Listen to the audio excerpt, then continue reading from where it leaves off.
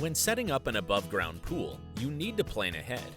Will the area be free from tree-dropping debris? No power lines hanging over? Do you have a power outlet close by?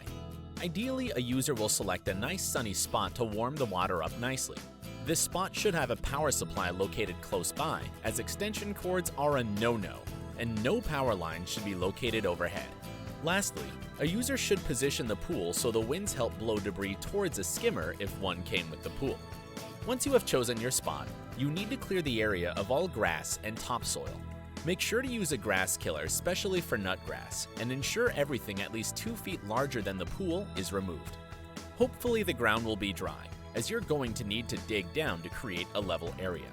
Don't fill in low spots with dirt or sand, because when filled with water, the pool's weight will compress those, and you'll have uneven ground. You will be using cement pavers or plywood under each joint or leg of the pool's track or frame depending on manufacturer's guidelines. Get pavers larger than the leg. You'll be sinking the paver down so that the top of the paver is level with the prepared ground. Each joint of the pool needs to be on a level surface. Don't put an above-ground pool on cement, as it wears and tears the bottom of the pool.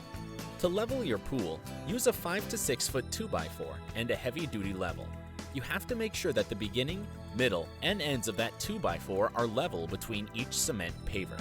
You may wish to rent or buy a builder's level with a laser sight, a manual level, or a 360-degree laser level. Some users like to use foam panels under the pool with another tarp on top of them as a softer cushion under the pool. If you choose to use foam panels, make sure to use Gorilla Tape. Tape each seam firmly 3 times to keep them from shifting apart. When all this is done, you'll set up the pool and fill it with water. Enjoy the swim! You've earned it. If you run into any issues, however, please join us at www.troublefreepool.com and we'll be happy to assist you.